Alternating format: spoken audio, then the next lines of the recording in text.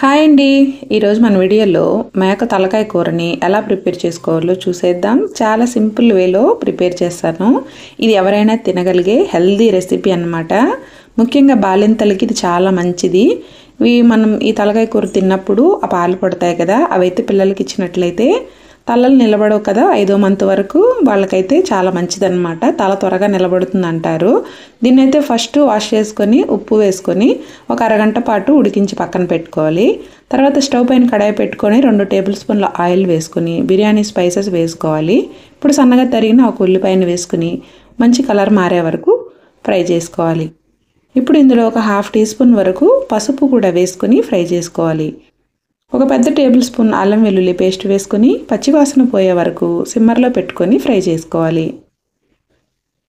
ఎక్కువ టమాటో ఎక్కువ ఆనియన్ వేస్తే మనకు తలకాయ కూర ఫ్లేవర్ అనేది తగ్గిపోతుందండి. అందుకని కొద్దిగా వేసుకోవాలి. కారం అయితే ఒక 2 టేబుల్ స్పూన్లు వేస్తున్నాను.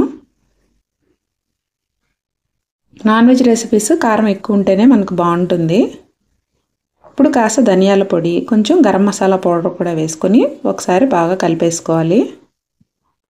ఇవి కాస్త పచ్చివాసన పోయిన తర్వాత ఒక 2 టమాటోల్ని మిక్సీ పట్టుకొని టమాటో ప్యూరీ వేసుకుంటున్నాను. ఇది కూడా పచ్చివాసన పోయి నూనె పైకి తేలే వరకు ఉడికించుకోవాలి. మాడిపోకుండా ఇలా కలుపుతూనే ఉండాలండి. ఒక 5 నిమిషాల తర్వాత నూనె పైకి తేలుతుంది. అప్పుడు కాస్త ఉప్పు వేసుకోవాలి. ఆల్రెడీ మనం తలకాయ కూరలో ఉప్పు వేసి ఉడికించాం కదా, ఇప్పుడు కొద్దిగా ఉప్పు వేసుకోవాలి. ఇప్పుడు ఉడికించిన తలకాయ కూరని అయితే ఇందులో వేసేసుకోవాలి. దీనికి మసాలా మొత్తం బాగా పట్టే విధంగా ఒక 5 నిమిషాల పాటు హై ఫ్లేమ్లో పెట్టుకొని ఫ్రై చేసుకోవాలి.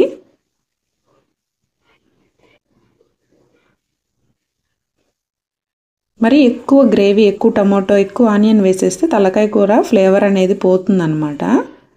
కాస్త కరివేపాకు కూడా వేసుకొని ఒకసారి బాగా కలుపుకొని మూత పెట్టి మీడియం ఫ్లేమ్లో పెట్టి ఒక 5 నిమిషాల పాటు మసాలా అంతా పట్టించుకోవాలన్నమాట.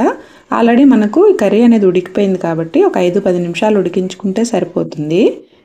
ఇంకా ఫైనల్గా కొత్తిమీర వేసుకొని ఇంకా మెదడు ఉంటుంది కదా, బ్రెయిన్ పార్ట్, దాన్ని అయితే ఇందులో వేసుకోవాలన్నమాట. దానికోసం మధ్యలో పులుసులో కాస్త అంటే ఈ ముక్కల పైన వేయకుండా కాస్త గ్యాప్ తీసుకొని అందులో ఈ తలకాయలో ఉండే బ్రెయిన్ అయితే వేసేసుకోవాలి. దీన్ని పులుసులో మునిగే విధంగా పెట్టుకొని సిమ్మర్లో ఒక 10 నిమిషాల పాటు మూత పెట్టి ఉడికించుకోవాలన్నమాట. తర్వాత అయితే ఇంకొక వైపుకి టర్న్ చేసుకొని ఇంకొక 5 నిమిషాల పాటు ఉడికించుకోవాలి ఈ బ్రెయిన్ పార్ట్ని. హెల్త్కి చాలా మంచిదండి ఈ రెసిపీ.